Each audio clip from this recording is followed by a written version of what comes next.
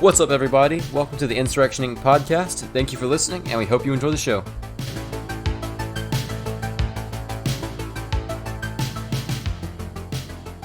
Well, welcome, AB, first time on the show, formerly Agora Brewing. Now you're der Einzigen Meadery.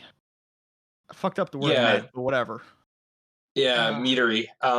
That's gonna be the name of the brewery, but I decided to leave the Twitter name, the online personality, is Agora Brewing, just to keep them separate. Yeah, that makes sense. It's also a bitch and a half to change your Twitter handle. Because I don't even care about that. It was changing the blog name.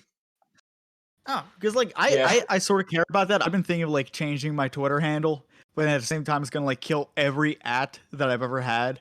So, is that what happens? Yeah, it just becomes a dead link. I did not know that. Yeah, anytime Agora Brewing is tagged, it's no longer you. So it'll just take someone to a page that doesn't exist.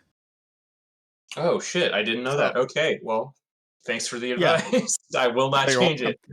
I'm just waiting till I get jacked off Twitter to change my handle. But I just don't seem to catch bans. I don't know what it is. Maybe I need to be more offensive on the timeline. Oh man, I just let others do the work. Every once in a while I shoot my mouth off at some neocon, and then I'm like, yeah, maybe I did deserve the 12-hour suspension, but it's not. That last one, I didn't technically threaten him. What I did was I told him I'd give him $5 or a kick in the dick. He could have chosen the $5. The classic offer. Yes, classic. It was an or. I just don't get these people on my timeline, because I've curated it to a point where I just get shit posts. So I never interact with communists or neocons. What's the difference? Or fascists. I don't get any of them. I'm not going out of my way to find them. I have other things to do with my life. So I don't get in trouble. Yeah. There's really something to be said about that. The mute and block button, and just not throwing a fit when you do it. Just be like, okay, somebody retweeted this. I'm gonna go block that person. Holy crap! The whole group is gone now because it's all linked. Yeah. It's like breaking the. Yeah, breaking the chain. I block people I block or mute people all the time.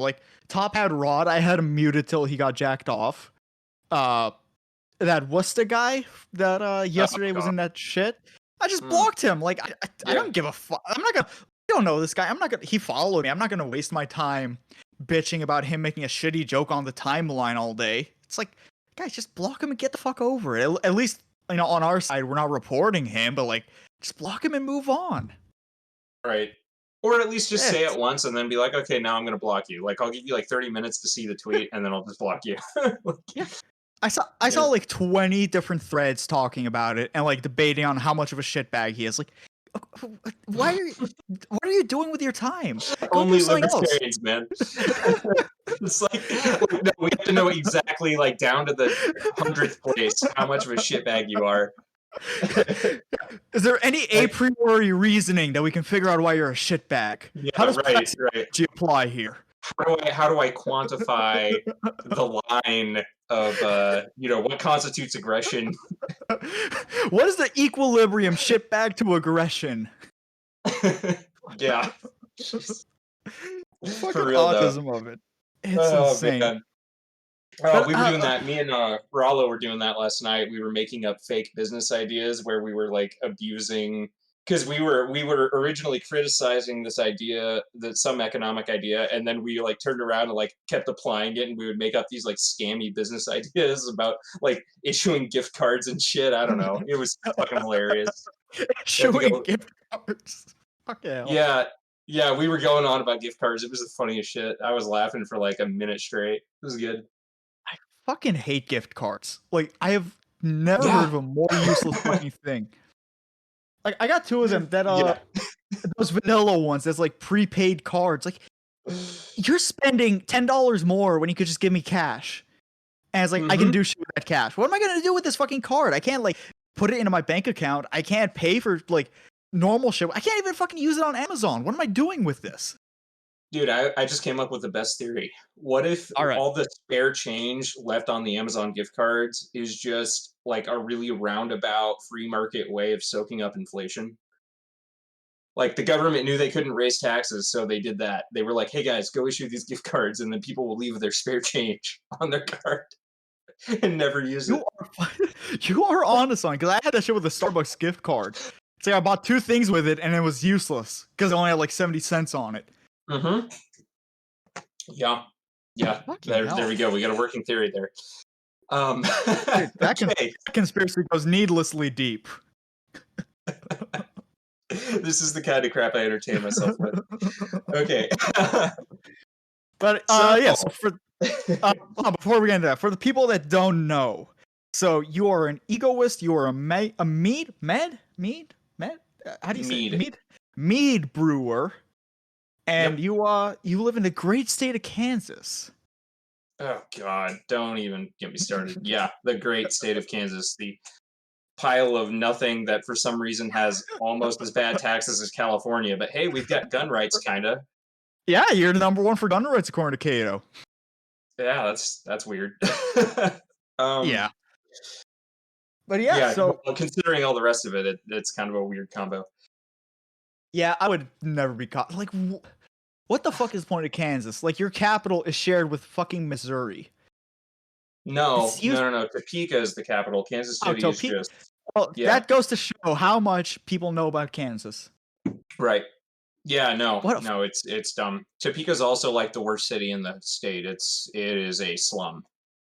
Isn't Wichita really bad? It can be. So Wichita's got good parts and bad parts. But even I've got a friend that kind of lives in like an older part of town, and it's not like down there, and it's not that bad. It's just the question is, are you living in basically like what are considered the projects, or whether or not you're living in an old part of town? Because the old parts are really just like, older, cheaper houses that like regular people are living in. Whereas like, the Projects what are would the you call it? projects. The subsidized areas, yeah, the projects are the projects, right? So it's not as good. But I don't know. There's good parts and bad parts. It's really the biggest thing for me, because I don't live there, is traffic. And so like the first time I ever drove to Kansas City, the first thing I realized was, okay, you go to Kansas City, people speed like crazy, but they drive and they drive like they own the place. But the thing is, they know what they're doing. You go to Wichita, they drive like they own the place, and they have no idea what they're doing. So you're like freaking out that you're going to get wrecked all the time. Kansas City, it's that same like air, but it's also like deserved more than Wichita is. Mm. So See, that's more like Wichita then, because my God, do people not know how to drive? But it's not even that they own the place; it's that they are the only driver on the road, and you're just some nuisance. You're like gnats on the windshield. It is fucking terrible.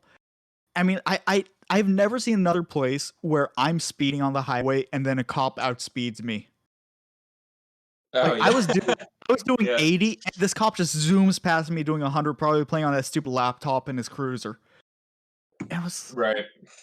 I saw the car, and I was like, oh shit, I need to get to school. Don't pull me over. And right the fuck past me. I'm like, oh, okay. And then he went and pulled somebody over like a mile up the road. Mm-hmm. So I don't know what the I fuck's wonder going about that. I think sometimes they do get calls that are like, hey, this guy's swerving a lot. I don't know if he's, sober or whatever, and so that's why they race out there. And if you're staying between your lines and you're not going so high that they notice, that's where the line is. So like I always pick like the top, what would you call it, like the top 3/4. So like if there's ever like a pack on the highway, then you just go to where you're in the top 3/4 of speeds out there. And that way all the guys going faster than you will pass you, and they're the ones that'll get pulled over, but you're beating the crowd. Mm. Yeah. Yeah, So there you're we go. That's basically the just like, it's like hiding in the crowd a little bit there. Yeah, you're just like, you're going slightly faster. Because that's the thing, like, you got to go roughly the speed of everybody else.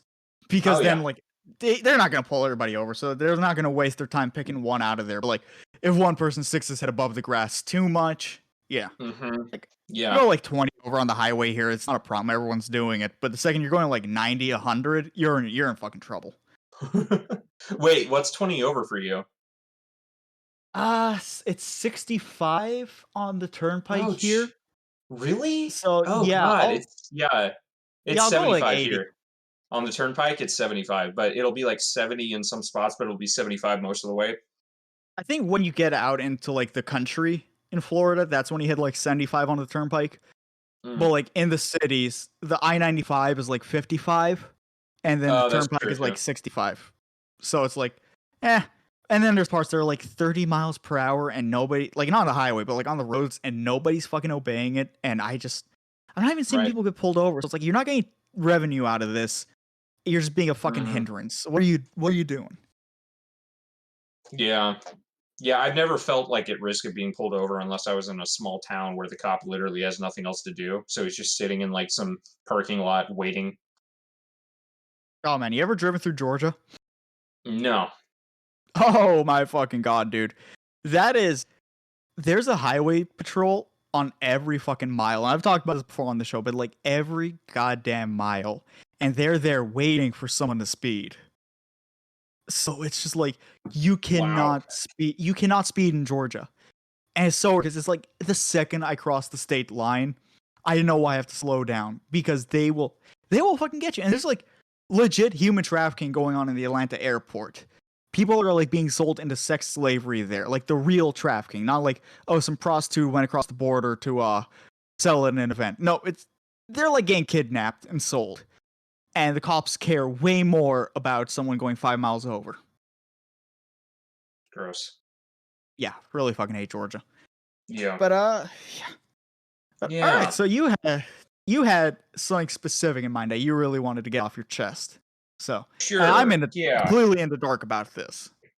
Okay. So I guess I'll just tell you what the topic is then.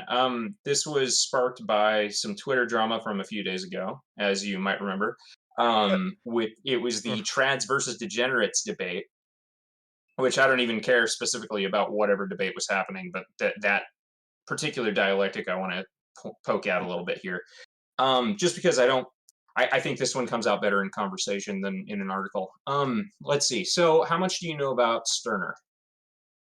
Uh about as much as when Bird went on Pete's show and talked about it. So it's Okay, very surface level knowledge. that's also probably better than what you're going to get anywhere else without having read it yourself. Pretty much.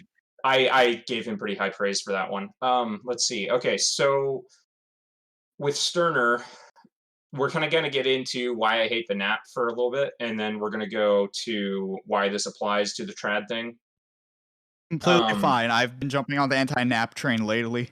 Woohoo! Nice. Okay. So this won't be too out there for you. Okay. So the first thing about Stirner is that self ownership comes from self criticism or criticism of ideas. Basically, just critical thinking in general. So the idea is that in order to maintain my ownership of myself, I am critical of anything that I accept into myself. That way I can know that the idea is mine, that I agree to it, rather than, someone imposing an idea and saying, okay, this is this, so you have to act this way, and this is what you have to believe about it. And then I just go along with it like a kid going to church, kind of. Not to be offensive to anyone, but that, if you're 5 years old, you don't know what the hell's going on, right? Like, let's just admit that. I insult the listeners on a regular basis, so don't hesitate. Okay. All right. So that is, that's kind of the idea. Is like, even as an adult, when let's say I read, a particular book or pamphlet or whatever, whether it's Rothbard, Marx, doesn't matter. If an idea is posed to me, I criticize the idea, poke at it from every angle I can, figure out, okay, is this something that I want to accept into myself? And then over time, I'm still poking at it. Maybe something comes up and I go, well, how does this apply to this situation, right? And libertarians do that with an app all the time. They go, well, we have to be super pedantic and try to figure out how to apply this. And then you end up with Walter Block defending the undefendable, right? I mean, that's the transition. So, or what? What's the other word? Never mind. Okay, so that's how that goes, and then with Stirner, because the next thing is that there's no such thing as rights theory within egoism. So this is where you get a lot of the guys on Twitter that are kind of in my crowd that will say things like, "You only have the right to what you can defend." I would say it's not even that. It's that the philosophy is about ownership itself, not about whether or not you have rightful ownership. It just doesn't even it's not that it says that rightful ownership doesn't exist, or that there is no such thing as wrongful ownership. What it's saying is that we're just not going to deal with that, because what you're really doing in that case is a moral judgment, and egoism is kind of the destruction of morals as a concept. So you can't really deal with that. Like I could talk to you in that language all day long, but at the end of the day, like I don't really like it. It's almost like playing word games. Like if Thaddeus Russell says that you can't draw, or Thaddeus Russell would say that you could draw a square circle, or that he couldn't say that someone couldn't, right? So those sorts of postmodern word games, to me, talking about the nap and morality in general, that it's the same thing. So a lot of times what you'll see this with libertarians, will end up defining what aggression is. And so this is the dialectic too, is that if a libertarian and a Marxist get into an argument, they'll both agree that there is such thing as a right and a wrong, and then they'll say, well, aggression is bad and this is aggression, and the libertarian will say, no, it's not, this is aggression. And then it's like, okay, so the underlying principle is right, it's just what depends on who's talking, right? Mhm. So so morals in Stirner's view would be that, like, someone is imposing an idea and trying to get like a particular set of action out of you, regardless of any sort of objective knowledge of the circumstances or the moral character of any given deed or act. So if I say, that this is good or that is bad, what I'm really doing is I'm telling you my preferences, but I'm telling you in such a way that I'm compelling you to act according to my preferences as opposed to yours, right? So whether or not it actually is good or bad, we have to recognize that you and I are different people, and we may have different opinions about things. And I think there really is something to be said about just doing the best that you can in the situation you're in as you, right? So like there's always that phrase like, if it were me, right?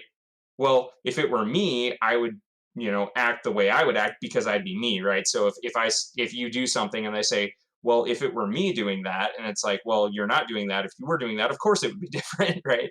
So that's kind of Stirner's take, right? It's like, well, it's a silly line of thinking. Okay, so any questions so far? No, I think that's pretty much all self-explanatory. Like, I would have to pick apart what I agree with in there and what I don't, but like overall, I generally I'm not a Stirnerite, I'm not an egoist, but I do understand where the egoists come from.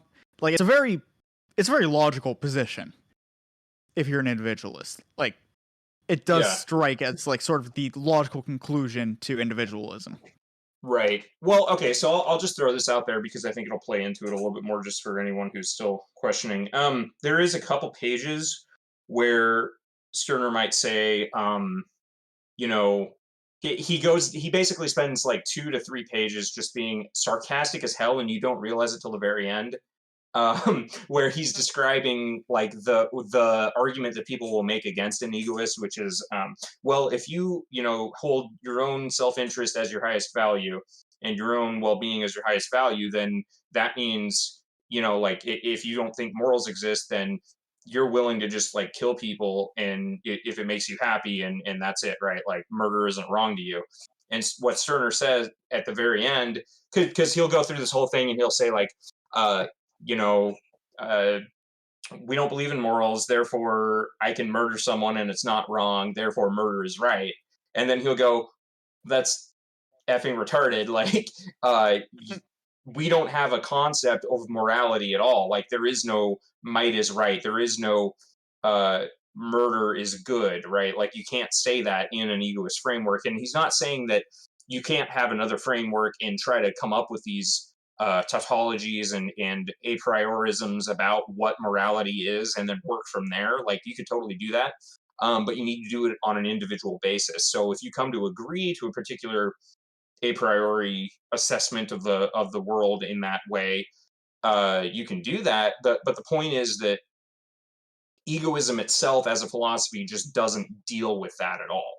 So he literally spends 3 pages being just dripping with sarcasm, and then says, "Yeah, and that's all nonsense. There, because morality doesn't make sense in our framework. Like, why are you trying to accuse me of thinking murder is good when I don't think anything about it? Like, I just think that, um, you know, I, my self-interest is my own. It's my interest, it's my business. If you attack me, I'm going to do something about it, right? Like, that's all we really care about. We don't say, oh, this is good or bad. We just say, I disagree with you, right? If I disagree with you, then I'm admitting, verbally, I'm being more true about what's happening verbally, right? So I'm saying, I disagree with you, therefore I'm acting in this way, rather than saying, this is bad, therefore I'm acting in this way. Because if you say this is bad, then you're implying that someone else is bad. It's like, well, no, they just disagree with you, right? It's kind of like something that Molyneux said about, and you don't have to be a Molyneux fan to agree with him once in a while. But he said this about child rearing, and he said, if you hit your kid, he's not learning that he's wrong. He's learning that you'll hit him if you disagree with him, right? Mm-hmm. So that's kind of the way that I like to look at Stirner. It's like it's not that something's bad, it's that we disagree. And it's fine to do that. And that actually leads in perfectly to what I'm about to talk about with the whole trad thing. So I was about to say that really that sounds exactly like when people try to ascribe like a certain social view into libertarianism. Like, libertarianism has to be conservative. Libertarianism has to be progressive. Like, right. you're actually explaining to a very bare bones view of the world. Like, it's just a lack of a political view, nothing else. The rest is up to you.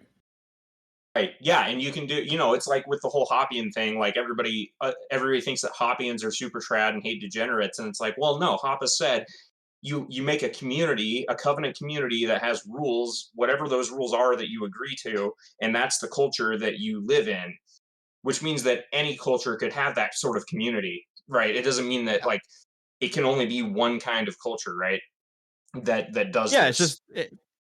it's just his preferred culture. If he were to live in that community, would be what he sets out. But in reality, anybody can fucking do that.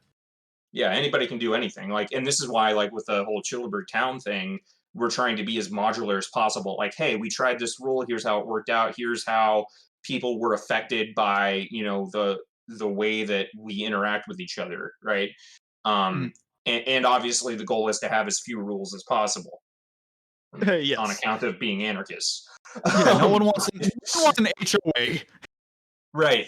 Nobody wants an HOA. We're just trying to foster a particular style of community rather than say, what must and must not be.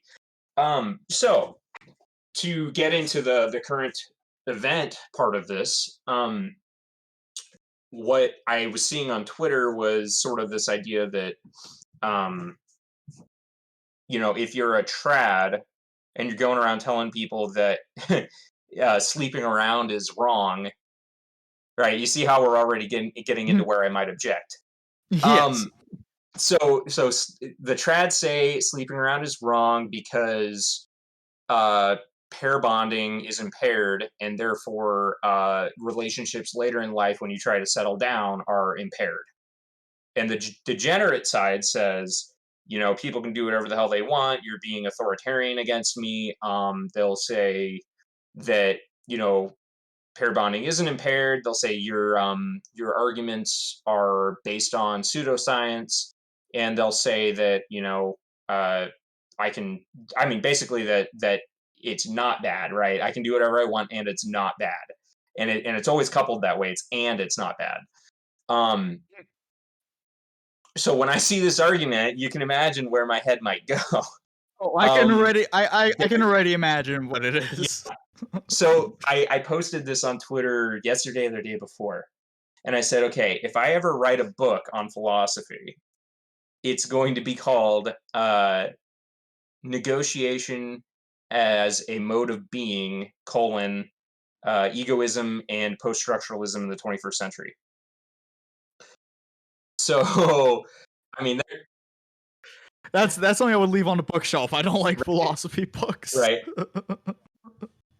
Yeah, this is basically, well, that's what's funny. It's so funny about Stirner is he actually referred to other philosophers, and he never referred to himself as one. He was just like, no, I'm just shitting on all of you. It was almost like Diogenes, but in the 18th century or 19th century, 1800s. Yeah, it's really funny because, like, if I wrote this, it'd basically just be me saying, like, hey, Stirner said this, here's how I would apply my own thinking to it, and somebody said this on Twitter, and now I'm going to spend 3 chapters just going on why it's wrong. So it's basically just like a long form Twitter argument, but yeah, so negotiation as a mode of being. So to apply that to this whole argument between trads and degens, what I would tell the degenerates is that, well, the trads have their opinion and you need to stop calling them authoritarian, because as far as I can tell, most of them are anarchists on my Twitter feed, at least. And the trads need to stop telling the degens that it's wrong, because, like, wrong to me, right and wrong are really just measures of the effectiveness of a means towards an end. So if the end is a stable family, then yes, degeneracy is wrong. But if the end is, well, I'm just getting laid and having fun and I don't want to have a family or settle down, then, fine, whatever, do what you're going to do. Again, it's a difference in cultures, and it's a difference in perspective from different people, but they can't say that it's wrong. Neither can say that the other side is wrong, because again, they're agreeing to the underlying idea that you can apply morals to what is otherwise a consensual relationship, right? Like if I show up to a swinger party, I'm consenting to be there, right? I generally wouldn't. I mean, Yeah. I know that I would, but I'm just saying, like, if I did, I would be consenting to be there. I don't think anyone would be holding me there, unless something really wrong happened, and then it would be wrong. If I was held there, it would be wrong, right? Yeah, it's very unlikely that you just got kidnapped into an orgy, right? And unless you're like Bilderberg. Yeah, well, there you go. I mean, so you bring politics into it, and that's when it gets crazy, because they're going to. How does that work? Like, it's when the mafia recruits people, like or even like the Mexican cartels, right? They recruit people and they make them do things to put dirt on them, basically, to make sure they're not a fed. Mm-hmm. Yeah, and so, but that's a completely different thing in my mind. Oh, 100%. Okay, so. Trying to think, negotiation as a mode of being. So what I would say to the trads as well is that, okay, so if I'm going to have a relationship with someone, again, what is important there is consent between two people, and more than that, it's communication and negotiation. So I don't believe, like, I don't even believe at this point that the human experience resides outside of interaction with other humans, and this is how I resolve the postmodern problem. So that question, if a tree falls in the woods and no one's around, does it make a sound? Mm-hmm. And the postmodernists will say no, or they'll say maybe, right? But they'll say, like, if nobody hears it, then there's no one to give meaning to that experience, and therefore it's worthless. Oh, I hate postmodernism. Well, I know it's a really. What happens is the postmodernist will be very surface level about it. At least, I mean, any postmodernist besides Bird Archist. Not even a They'll be very postmodernist. surface level about it, and they'll say, "Well, but he kind of is. It's just he's got a thing about it, and I would love to get him talking to me about this sometime." But it's like he's a postmodernist respecter. He's a little bit of both. I mean, I guess that's up again. I have the beholder there, but the surface level postmodernists will say that like the tree doesn't even exist, right? Like only, only my experience of the world and perspective, right? It's really, really kind of a garbage take, because what I would say as an egoist is that no, the world does exist, but what you're talking about is applying meaning to the world, not applying existence, right? You're not saying that something exists or not, it's meaning, right? So now I'm throwing a little bit of Jordan Peterson in there, but it so I think postmodernists, as far as like the people that are like, the college socialists with the purple hair talking about this, they don't know what the hell they're talking about. I would say that it's a meaning thing, but anyway, so if a tree falls in the woods, and now I gotta work this back into the trad thing. Okay, hold on. If a tree falls in the woods, is that degeneracy? Is that degeneracy, right? Well, Strike down that tree for sleeping around. Right. Okay. So if you're sleeping or hold on. Okay, negotiation is a mode of being. Let's get back to it. I'm so distracted right now. Dang it. Okay, negotiation as a mode of being. So Sleeping around, you're like that tree that fell in the woods because you're slinging wood. I remember. Huh? You're like that. If you're sleeping around, you're like that tree that fell down because you're throwing wood everywhere. Right, something like that. Okay, so I think I remember what it was. So what I believe, like I said, reality exists. Other people do exist. I don't think that you're a figment of my imagination, Jay. Hope. But what I believe is that like my perspective is what applies meaning to the world in my eyes, and your perspective applies meaning to the world in your eyes. Which means that the way that we derive meaning, because again, this is what dialectical materialism gets wrong, is that it thinks that everything is just base reality, and therefore when I apply morals to it, that I'm somehow changing reality. Whereas, I think you and I would both understand that if I come up with morals, that's a conceptual framework, and we're using words and language to convey an idea. We're not actually, like, if I call a cup bad, does the cup change? No. So if I'm like you and I are having a conversation right now, what we're doing is negotiating. You may not agree with everything I'm saying, but we're negotiating with each other, and that gives us meaning. And we're evaluating basically the structure of each other's minds. It's not even the idea per se, but it's almost like echolocation for each other's brains, right? Like the more I talk, the more you get a feel for me, and the more you talk, the more I get a feel for you. With, let's say, a BDSM relationship, why is that not bad when, torture and rape are bad? Well, because people are negotiating with each other. Torture and rape does not involve negotiation. It just happens, right? It's something that one person does, they take from another. And we can, again, I'm not like, I can't say good or bad. All I can say is that I think if people were self-owners and if we had a free society, that this problem would go away, or at least be largely dealt with. But my life and my experience is determined by me and the people that I interact with. So I can't, it's almost like somebody, like you see these conservatives that say, like the neocon debate, they'll say like, if you didn't stop someone from being murdered, that makes you complicit in murder. And it's like, well, okay, if that happened around the corner from where I live and I heard the explosion from a gunshot and thought it was a tire popping, what the hell was I supposed to do about it? Like, you know what I mean? Yeah. So that's kind of where I'm going with this. So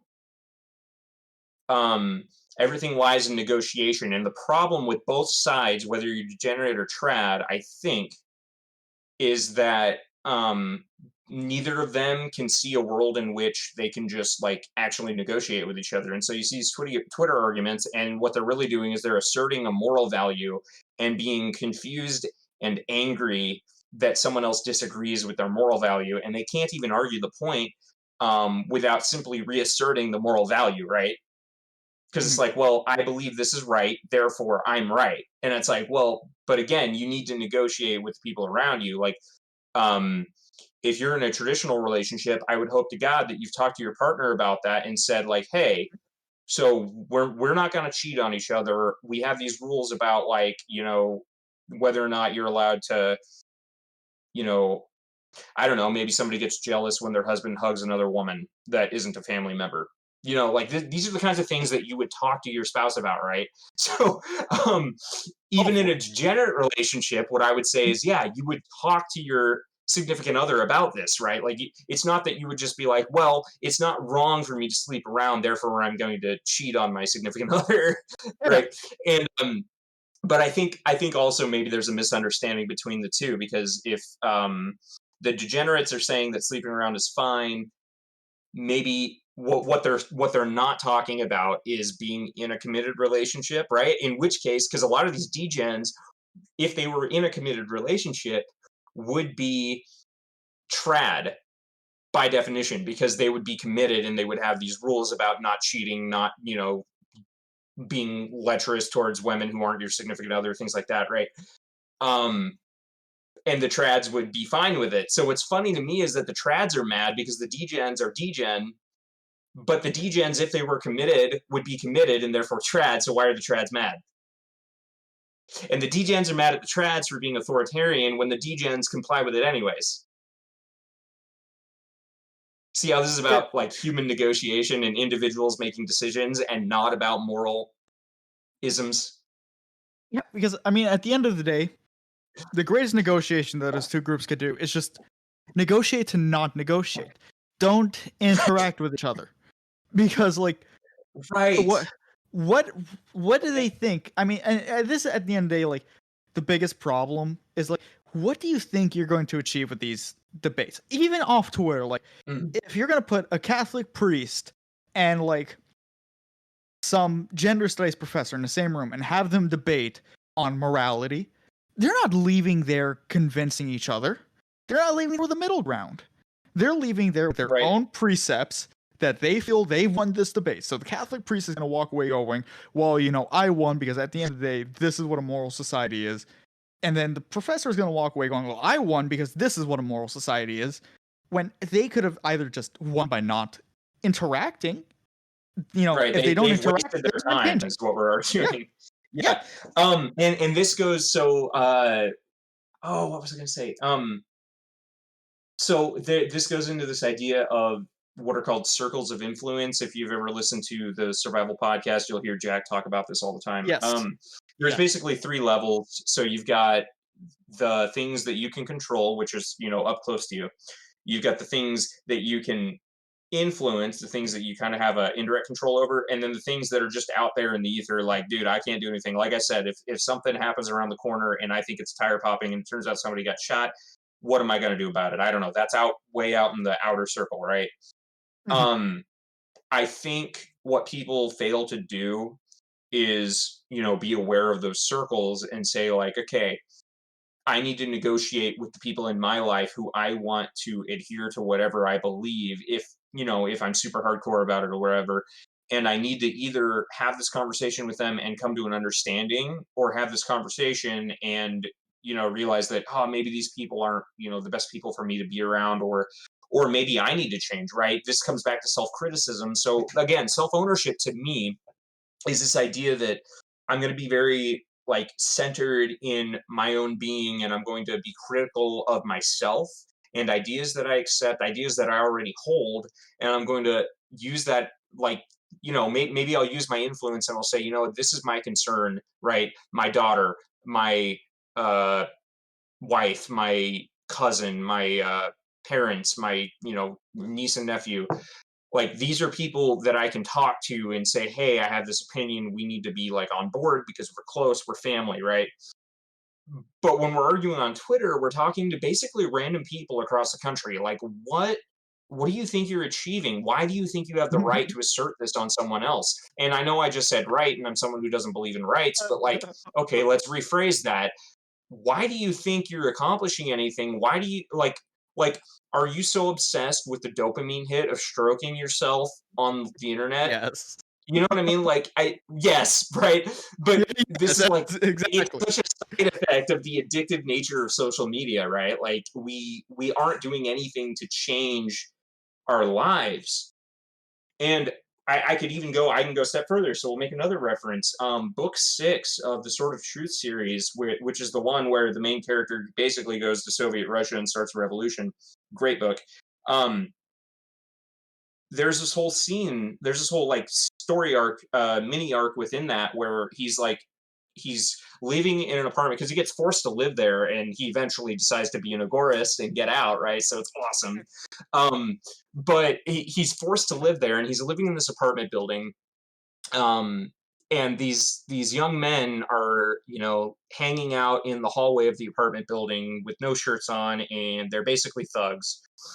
And main character Richard decides he's going to go fix the steps because he has a pregnant wife who could hurt herself. And so he starts fixing the steps, and the thugs come over and they're kind of shitting on him and making fun of him while he's doing this. Like, what are you doing? That's not your step. The landlord owns it. Make him fix it. And he goes, you know what? I have things that are my concern, right? Like I have my wife and the people here that I all care about that I'm trying to take care of, and improving the things in my life make my life better and make the people around me better, right? And this is like the best you can do is to uplift the people within your immediate vicinity, right? The people that you care about, the people that are, indirectly related to the things that you do. And so he ends up going on this whole story arc where he gets there's 3 of them, and one of them goes off to join the Red Army and be a piece of crap, but the other 2 actually, he tells them, if you want to learn how to be a good person and actually like, grow the hell up, come back with some shirts on and I'll show you how to fix these steps, right? And so there's this great like becoming a man story in there where these boys that are basically useless assholes actually end up learning how to like, be productive members of society. And I don't really take it from the moral perspective that like, being a thug is wrong, but I do look at it and I go, yeah, like if I can make my life better, that makes other people's lives better, which comes back to me and makes my life better again, because other people will have smiles on their faces, right?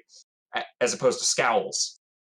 And that's the way I look at these arguments. I'm just like, why are you on Twitter making my TL suck, right? So again, like your TL affects my TL, right? Yeah. And I don't have to make a moral argument. I can just say, you know what? I'm annoyed. I disagree with you. I find this situation disagreeable. Yeah. I don't have to be a moralist to say that I would like to enjoy my TL. So that's the argument that I've come here to make. Hit me with whatever you got. Yeah, I've done the same thing in my life, because about I guess a year and a half ago now, I was way more active on Instagram. I wasn't too active on Twitter. That was a development in the last year. I was in some group chats, and so the weird thing about Instagram is like it's just this fear of like teenagers and like really young adults that are way too involved in politics more than they should be, with all sorts of weird political views. So like I met someone that follows like the Communist De Leon, and it's just like, oh yeah, that's a magazine, right? Yeah. Oh jeez. Yeah, I'm not sure, but yeah. So there were communists in this chat, and obviously not a fan of communists, not at all. I think they're fucking stupid, and it was just debates all day, because it was like a bunch. It was ANCAPs, Agorists, communists, and like 1 or 2 like statists here and there, and so it was just like it was debate after fucking debate after fucking debate, and every single time it was banging my head against a brick wall, because I was coming in with the best made arguments. I had the knowledge on my side. I've done the reading. I've listened to the right people. I come up with these great arguments that they're like these logical traps, and how the hell are you going to fight this? And then they're just like, no, you're wrong. So at some point, I just lost my shit. I was like, I'm not fucking debating anymore. I don't see a goddamn point here. You're not intellectually honest. You don't care. I'm wasting my time, my energy. I don't give a shit. So I stopped. I don't engage in debates online unless I have literally nothing to do and I feel like shit posting. Then I'll get into a debate. Right. But then what do I do with my family? With my family, I'll talk to them. With my friends, I'll talk to them. Yeah, exactly. Like exactly. With COVID, I convinced pretty much everybody in my family that like they are being lied to and that all this shit is about control. With my friends, I've talked to them about this shit. Because like these are people that are going to directly affect my life. Because I I'm in contact with them. My older sister, was freaking out when it started. When she'd come over for like dinner, she would literally sit in the living room while we were in the dining room to maintain social distancing. And was just like, Jesus. and then after a few months, I was sick of this shit. I talked to her enough and was like just really pounding it away. And she came to her senses, because this is the stuff that's directly going to affect you.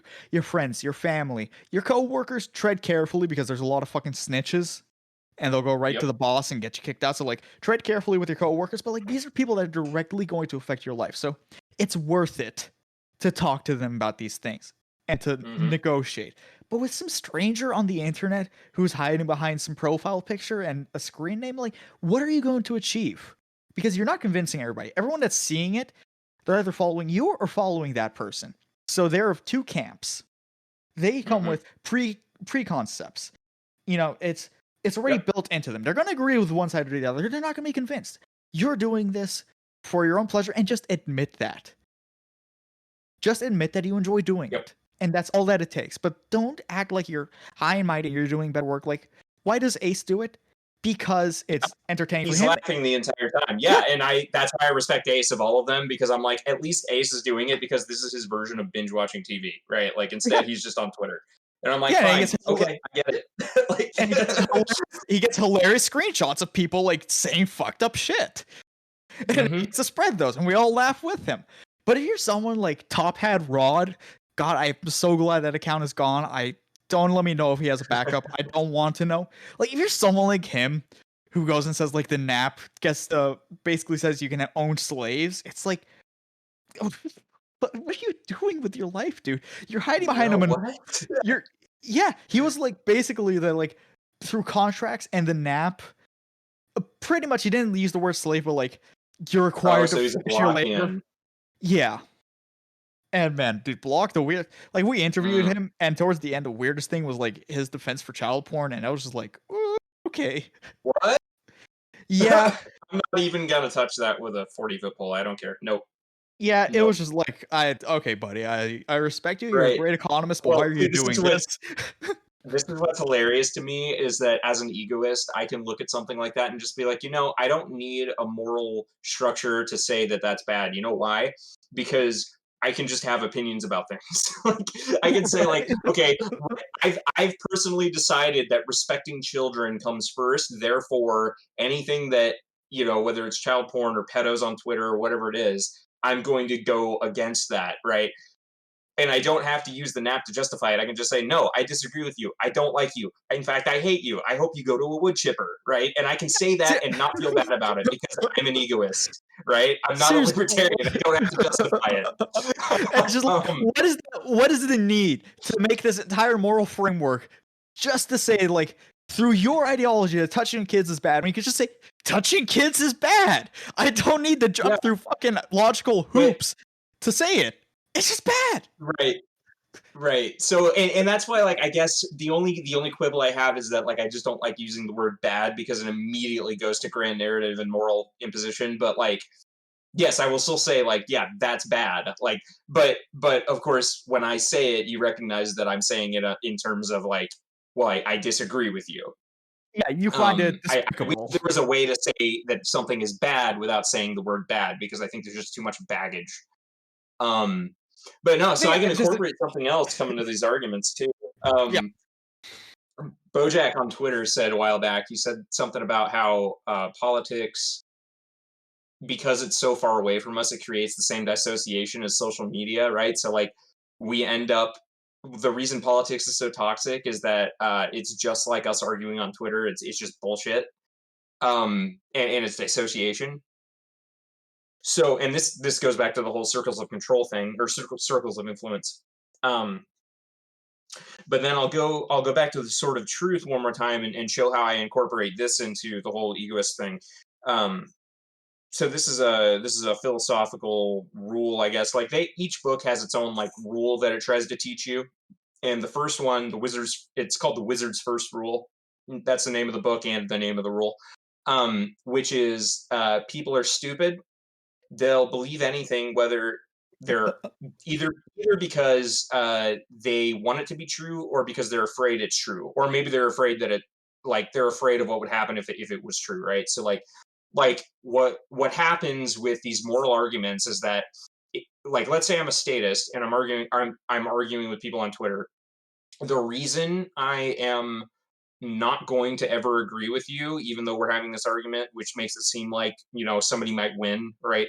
But the reason why I'll never concede is because if you are morally correct and I'm wrong, that would be like soul crushing, right? Like if I have to suddenly realize, oh my God, I've been a murderous piece of shit this whole time, that Mhm. actually is like psychologically destructive to someone, and without having the proper um self-criticism and the ability to say, okay, now I'm going to move forward from that, um there's like this soul-crushing defeat in there where it's like, oh my God, like if you actually realize the moral implications of these arguments that these people make, if they ever believed that they're wrong, they would have to like commit suicide. Like it's a Mhm. seppuku kind of thing. Like it's that bad. Like this is not trivial.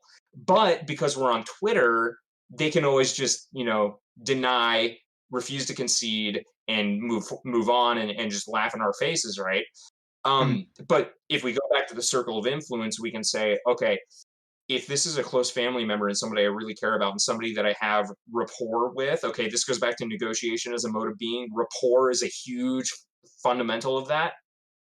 Um, if this is someone I have rapport with, then I can break down that wall a little bit and I can smooth it over, and I can get in there and sort of play to them, and I know how to talk to them in a way that they can come out of it not feeling like they're being they're being verbally assaulted, right? Like, or Mhm. intellectually assaulted, right? And this that'll go back to our definition of aggression, right? Because if I feel like I'm being intellectually assaulted, like I may not be in a physical fight, but I'm going to react the same way that I would in a physical fight. My heart rate's going to go up. I'm going to go fight, flight, or freeze, right? Like all of these reactions happen even though there's no physical connection happening. We're over the internet. We're not even in the same room, but I guarantee you, people are sitting there with their freaking veins in their neck throbbing, like, oh my God.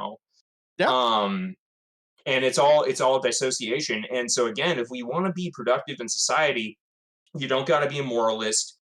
You don't even really have to be an egoist. You just got to understand your circles of influence and the fact that like you're playing a linguistic game with other people, and so you need to negotiate with people around you in order to be productive at all.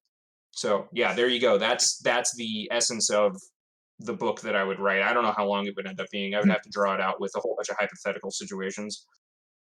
Just really pull a just moves it, make it 10 pages. Hmm. To make Well, it I like, thought about it. I was like, well, what if I just write down the things that I said and go like really verbose with the analogies like I usually do? So it's like super long and drawn out. And then I release it as like a 20-page ebook. Just pull your a Tom Woods. Facebook, your Facebook friends are wrong about the self. Yeah. Or your friends are wrong about morals. I don't know. Your Facebook friends are wrong about morality. Dumb, but God, that would be what's the word? Inflammatory? 100%. But that's a Mm. really interesting point to bring up. They're like, it is funny how like it's been proven, I guess in quotes, since how much does somebody want to trust any official anything, but it's been proven, quote unquote, that when you attack someone's ideology, it's received the same way as a physical attack. So Yeah. that's why people shut down so Well, and it's quickly. it's incorporated into our self identity, right? So if that's part of me, and this is why I don't like, or why I don't like kind of that idea of the soul and the body being separate things. Like I'm a soul driving a meat suit. Like no, this is all one thing. Like my body reacts to physical fights the same way it reacts to mental fights, and like I am me altogether. So that's another thing about Sterner too, is that, so you might disagree with this. Like if you believe in an afterlife, then you might believe that your body disappears while your soul goes on, right? What Sterner says is no, if my soul goes on, maybe it does, I don't know, but that's not me. I'm me here and now. Like I am one being. I am not two compartmentalized things. And so he would say, if there's an afterlife, that's fine, whatever. If it happens, great. If it doesn't, whatever. Um, but I'm me here now, one being, and so my emotions are under my ownership the same way my muscles are, and so like I can work like I can work out my emotions, like doing therapy or meditation or whatever the hell you want to do, just the same way that I would work out at a gym, right? It's all kind of the same thing. It's this universal, not universal, what do I want to say, integrated idea of the self. I mean, that does make sense because even if you are someone like me who does believe in the soul, making that distinction between the body and the soul is like making the distinction between your heart and yourself. It Yeah. is it's an essential part of you. So like and that would lead to a much greater like more religious debate of like and philosophical debate of well when the soul leaves it's you blah blah blah. That's something different that ties in with like questions I've had about like consciousness and transferring your consciousness into another thing is that's a completely different rabbit hole to go down. But like Right. I would agree that yes, while it is in you, that is you, and like that's trying to take a different part of your body part and make it something separate from you. No, it is you. It is all Yeah, you. exactly. Like my hand is me. It's not mine. It is me. And I think that's where some of these people that are like super, I wouldn't call them left anarchists, but I guess I would call them left anarchists just so that I wouldn't be calling them ancoms because they're not all ancoms. But they'll get mad at you when you say self ownership because they say that that's redundant because you're you, right? Like, and so like I get that, but at the same time, I'm just like, well, yeah, but I am self ownership because if I'm not owned, then someone else owned. If I don't own me, then someone else does, right? So that's like the only reason I ever say it. But um, that's why they think it's redundant because if you have an integrated self, then my foot is mine, right? And if my foot isn't mine, then I can't control it, right? I can't wiggle my toes if my foot gets cut off. So and maybe I do own it because I can keep it in a jar. I don't know, but I couldn't like if someone took my foot, it wouldn't be my foot anymore. And that's kind of the where how I like to explain like the distinction about ownership versus rightful ownership, right? It's not that like so I don't know, let's go with that example. If someone cuts my foot off and takes it, it's their foot now. Why? Because they own it and control it. I could be mad about it. I could try to take it back, but the point is, it's their foot, whether it's stolen or not. It's their foot now. So it's just kind of a silly way to imagine that, but that is the argument. That's a spicy. Um, That's a spicy take yeah. about colonialism. By what? About colonialism. Colonialism. Oh, well, yeah. But that, I mean, right? But it's a moral definition, right? So if like let's say the American Indians say, you stole my land. Well, it's not your land anymore. It is stolen. It's not yours anymore, and that's a problem. I will agree with you that it is a problem, but calling it your land when it's not seems kind of weird. Um, because again, it's focusing on the problem. Let's focus on, hey, what can I do to take this land, rather than that's my land and you stole it, rah rah rah. You know what I mean? That's a fair point. That's a So very yeah, fair it's spicy point. as crap though. It's very spicy. It's like Yes. focus on what you can do, not what's already happened. Yeah. Um, Yeah, yeah. it's like So it's spicy. I took your virginity. What are you gonna do about it? Mm. Well, yeah, right, right. Yeah, it's stolen. Ah, jeez. I mean, yeah, yeah. Oh, that's another thing. So there is a part of Sterner that like you could call victim blaming because he'll say like, well, if I kill you and you fail to fend me off, then it's right that I should have killed you because you couldn't do anything about it. You know what I mean? Like it's like, well, I have the right to do it because might is right. But again, this is in the section I was talking about. You get 3 pages later, and he goes, "Yeah, but that's all nonsense. There's no such thing as rights." So this is why people get really upset about Sterner and egoism because they'll go, "Well, you literally think that murder and rape are okay because you want to, and because I couldn't stop you." And I go, "Well, no, I don't think there's anything as rights. Like, get a gun. What the hell are you doing? Calling like, oh, well, this is wrong, or that's not yours, or that's my property, or like if I tell a mugger like you don't have the right to steal from me, that's not going to stop him. What's he going to say? Give me your wallet. Well, you don't have the right. Give me your wallet, bro. And all you're doing is getting like you're just giving yourself a good way to get shot if you say, well, no, but see, I have this thing called the nap. It's like, bro, like he doesn't care. Just give him the wallet and get home safe. Shut your credit card off when you get home to your computer. Yeah. That's dumb about stealing a wallet these days. Like, what are you gonna do with it? Nobody carries cash. Credit cards, Right? Until you get home, I can freeze that before I get away. Yeah. That was so funny. I had a family, well, kind of a family member, a few years ago. We were at a mall, and they went to the changing room, and they changed. They accidentally left their phone in there, and somebody went in, got it, went back to Kansas City, because we were in like kind of close to Kansas City, like Overland Park, where the mall is over there. They went downtown Kansas City, sold the iPhone for like $500 to somebody on the street. The guy gets home. We realize that they have the alert thing that you can do on the computer to make your iPhone turn into a freaking police siren in your hand. So they do it, and the cop shows up at the door because they were on the phone with the police stations, like, hey, this got stolen, you know. And the cop shows up at the guy's door because they get the address from the GPS data, and the thing's buzzing in the guy's hand, and they're like, where'd you get it? Some guy sold it to me on the street. And they're like, yeah, it's not yours. Oh, and they just hand it over. And that's it. Got her phone back. I'm like, see, like, do you really think that like arguing with the guy or like, you know, being upset about it would have changed things? No. Come up with ways to deal with these problems. And that's why, like, every time we get into this argument about defense with a, you know, a statist, and they'll say, you know, what about police? What about this and that? It's like, okay, if you're going to say, what about the roads? Then obviously roads are a problem. And, you know, I think there are more people, because you're bringing it up, and I don't think you're like, you know, some unique person that could have come up with, oh my God, the roads, right? Therefore, all of these people think this is an issue. One of them is going to come up with a solution. Like, somebody's going to come up with a business model that takes care of this problem, right?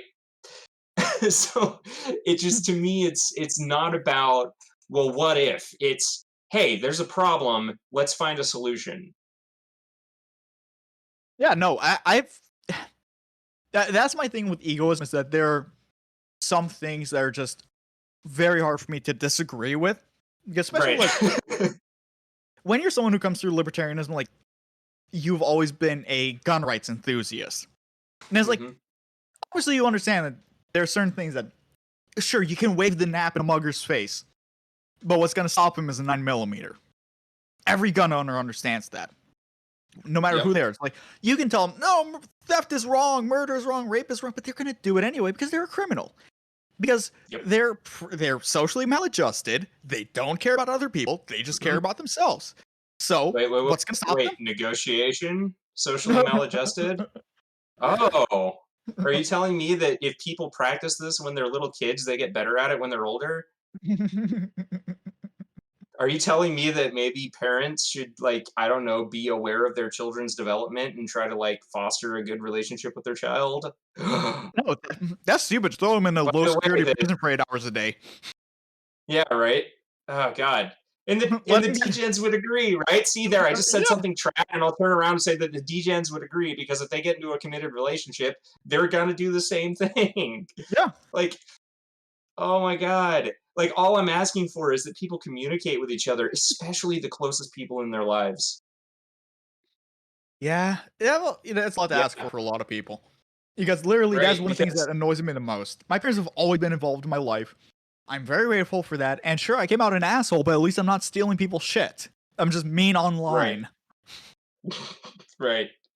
Yeah. Yeah, I'm surprised that I got where I am, because it's been one of those where the communication has been an issue, which I think is why I hammer on it so much. Yeah, like, how does a guy like me get to where I am after basically, like, raising myself emotionally and mentally? Like, I'm serious. Like, I referenced The Sword of Truth twice. That series got me through high school. I mean, isn't that, at the end of the day, pretty much the most egoist thing you can do for yourself, is that you look at it, you look at the situation that you're in, and you decide how it's going to affect you and what you're going to do with that. You have the input, but you're going to decide the results. So you decided that you're not going to let it ruin your life, and that you're going to come out better in your eyes because of it, rather than letting it consume you. Yeah, and there's a couple principles like that I have because of all of this. Like even before I knew who Max Stirner was, like I decided like, okay, there are lines in my life that I will not cross. Right? It's not because they're wrong; it's because I feel like doing so would break myself somehow, and that's why I don't do whatever a trad would call bad. Right? So like um I had one run in where I, almost had a one night stand or whatever. And I chose not to because even though like it was kind of, mean to the other person because they were like all rearing to go, but like Hmm. I chose not to because I knew that it would fuck with my head. Right. So like, that's very egoist to do that. Like, and an egoist might choose to do it. Like there are plenty of people out there who are total, you know, um, Yeah, what's the word for a guy that sleeps around? man whore. But anyway, man whore. Yeah. Yeah, I mean, there are people who do that, and they're fine with it, and they don't care, and whatever. But like, there's so that's one of them. Like, sleeping around without being in a relationship, and I don't even have to be married, but I want to be in a relationship. Another principle would be, um, I will not kill myself. It's not an option. Period. Like it would be easy as hell. It is not an option. Because especially if you think that this is the only life that we have to live, then ending it early when there is some good that can be derived from it well, economically it doesn't make sense, but it's also just like you know being is better than not, I guess.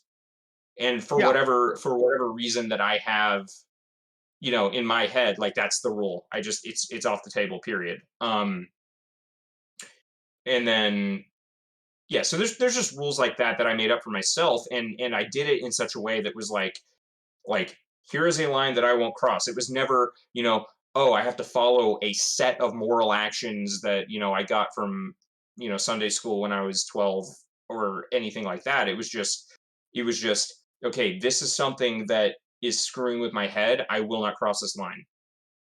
Um and there was something I was going to go into from that. Oh, that goes into my other thing. So I was thinking about as a section of this book, so it would be a two-part ebook. The other part would be it would be called an egoistic theory of moral injury. So you know how like because I was thinking about this back when I was listening to Biting the Bullet a lot, and I was thinking about okay, you've got these vets coming back with PTSD, right? And they come back Mhm. with PTSD, um, supposedly because they broke their own moral code, right? So they do something that they know is wrong, and they're following orders out there, and they come back and it just fucks with their head, right? Mhm.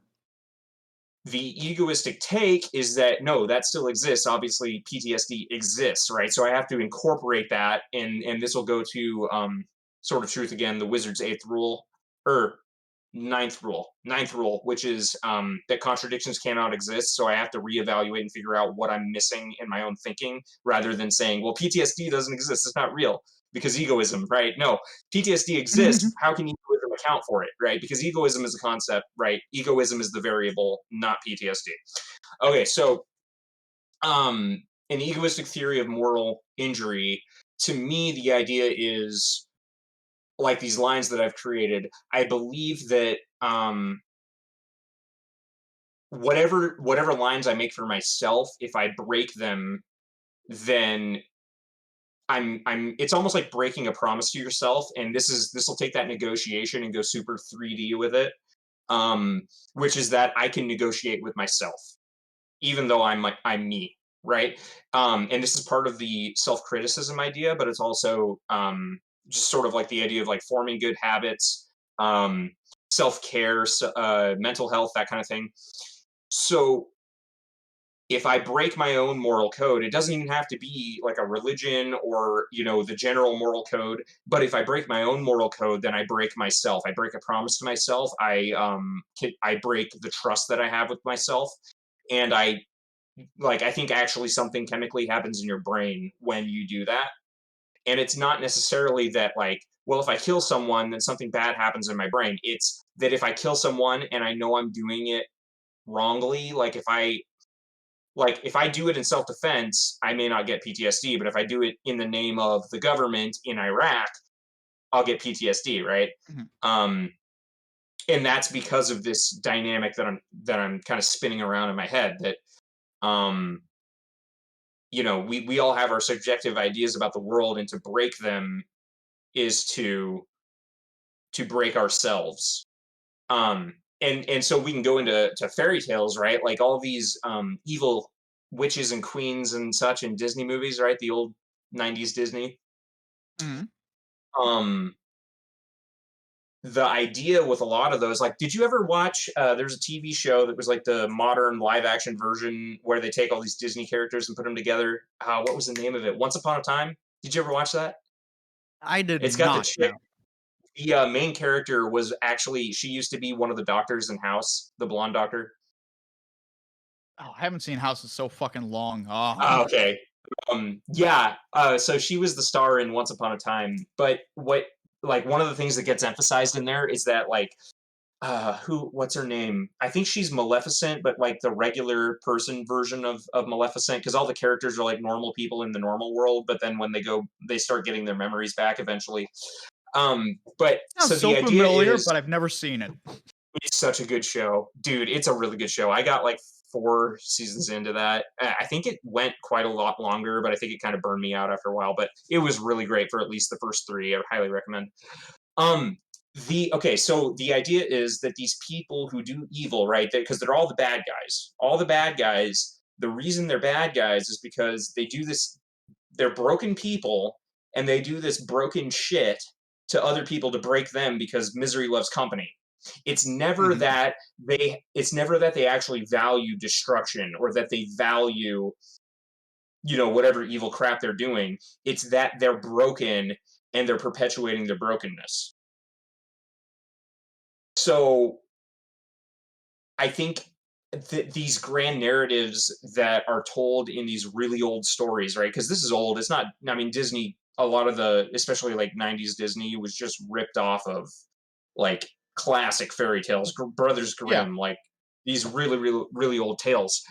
So I think that these ideas really play to what I'm saying, which is that um, like it's all about our own perception of the world. I don't think a good bad guy is one that just blows shit up because he thinks it's fun. I think a good bad guy is one that, like the Joker or whatever, like they have a legitimate reason for doing what they're doing, and maybe their means aren't good, but their ends are good, and maybe, maybe they're actually like a really admirable person, but they just got off track at some point, right? And then they draw you in. Like a really good bad guy in a movie is someone who you can relate to, right?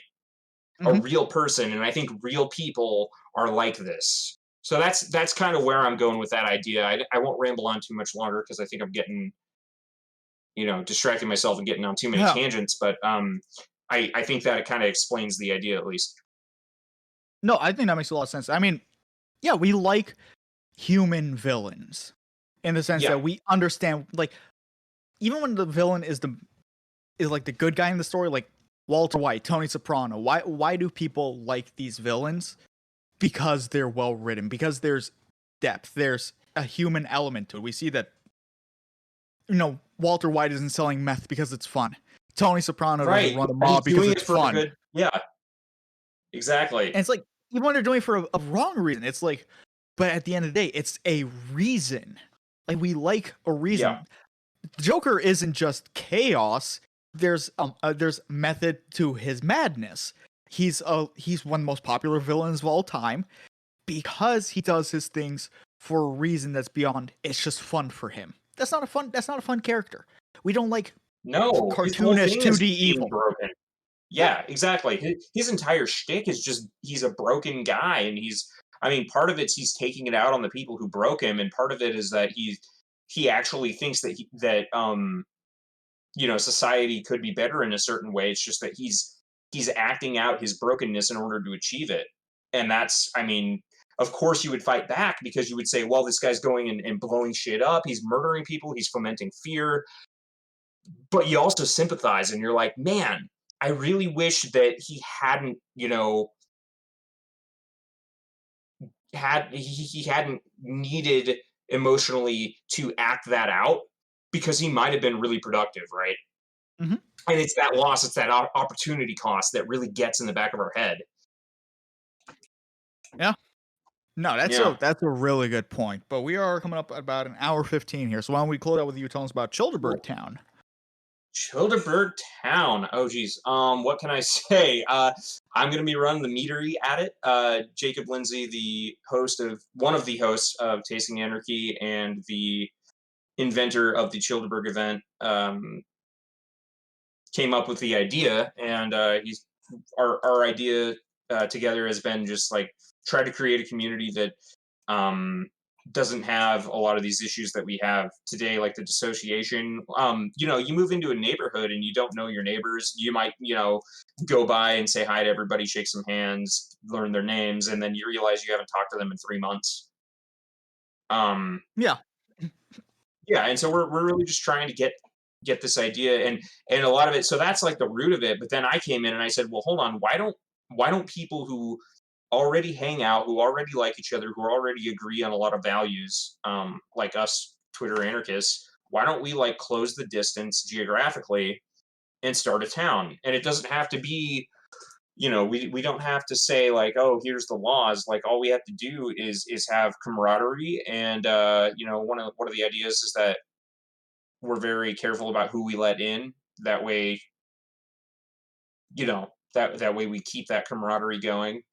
But we're not a commune, like right. I said this on Twitter. I think you liked it. It was the idea is that uh, the problem with communes is that nobody respects their personal space, so they all think you have to sleep in a pile like a bunch of dogs. And they do that, and then they wonder why it breaks. And it's like, I don't know, maybe like get a different house from them. Like you can live in the same neighborhood without like doing this weird like polyamorous sleeping pile. So So fucking true the though. Silver Town idea, yeah, I uh I I'm really excited about it. We're recording another. We've been doing monthly recordings where it's 3 hours, just to give people time to jump in and out if they would like to. And the next one is tomorrow at 7 p.m. Central Time. Which at this point, You know, when this gets released, will be several days before. oh, will it? Okay, well there you go. Yeah, it's either Friday or Yeah, Sunday. I'm trying to figure out the upload schedule lately. But yeah, gotcha. it'll have been Wednesday of this week.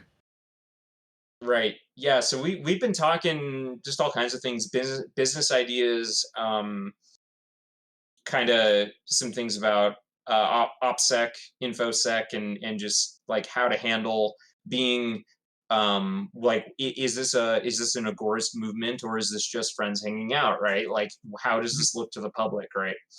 How do you interact with people who aren't part of our community? Like we're exploring these ideas, and we do this every month, and we try to. It's been mostly me and Jake so far. We get people dropping in now and again, but we'd like more. So if you want to hit him up on Twitter, at Chillderburg would be the best place, and just say, hey, I want to bring this topic to the table because it's supposed to be a roundtable discussion. So that's what we're doing. Uh, I think it's usually the second Wednesday of the month. Um, yeah, I don't know what to say besides that. I mean, they're 3 hours long each, and there's four of them so far. So just go listen to them if you can get through them. Yeah, I gotta jump into one of these finally. It's just always conflicting with my schedule. It's like I Right? work the Yeah, full we day. can I'm just throw it fucking around tired maybe at a the end. Yeah, different day. but Yeah, yeah, no, I think it's a pretty cool experiment, and I really like. I hope it flourishes into something that's beyond talk because I think that's really what we mm, need at this point. It's like the biggest strength that anybody in the anarchist movement can have is each other, which is also what's really cool about like the freedom cell thing, which is something that yep, people should also look into. It's like these are the sorts of things we need. Community is always the strongest tool in anything. Even though we're all like you more so than most of us are individualists here, like at the end of the day, we're humans. No man is an island. We are social animals and we achieve things through social means. And yep. community is just something we cannot throw away. Yeah, and this is all, I was thinking about this as a plug when I started talking, but this is all very topical, right? Um, humans are social creatures, and Stirner says as much in his book. And I'm saying as much when I say negotiation as a mode of being. I really do. Like it's all about finding these people that you can really communicate with and share, the life that we want to live with, on a community scale, not necessarily as a commune, but as a community. And yeah, there's some really good vibes going around. And I told Jacob last time, I said, look, I really think this is a case of if you build it, they will come. I mean, Carr made a joke on Twitter, and now we have this annual camping event that's about to rival Free State Project. So, Yeah, for real. like, what are we doing? Like, let's just do it. Somebody buy land and then say, hey, this, even if it's just your own property, we can say, hey, this one next door is coming open. I'm going to buy it. And then if somebody wants to move in next door, I'll sell it to them. Yeah. And so it's that's feasible. kind of what I'm trying to get across is like I really think it doesn't have to be that we buy 100 acres and then divvy it up. Like we can really just build it. And then as somebody wants to join in, they can join in, and we just expand as we expand. Let it be organic and let the negotiation take place. I like, yeah, I like the organicness of the whole thing. It's, and the whole start. I mean, it's called Chillderburg Town, right? It's not called, what's a name? Freedom Fighters Anonymous. You know what I mean? And so when people interact with us, they think, oh, chill, right?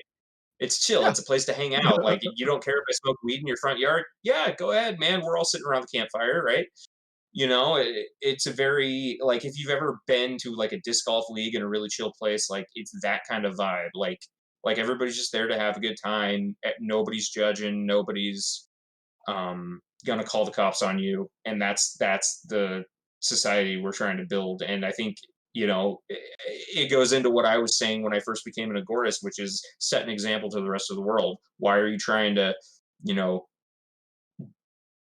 what's the word? Destroy the government from the top down with the LP when you can just set an example and say, hey, if they come and try to fight us, we're prepared for this, right? Like we need to have that sort of mindset. I really believe in grassroots movements and individuals, having a manifest destiny for themselves.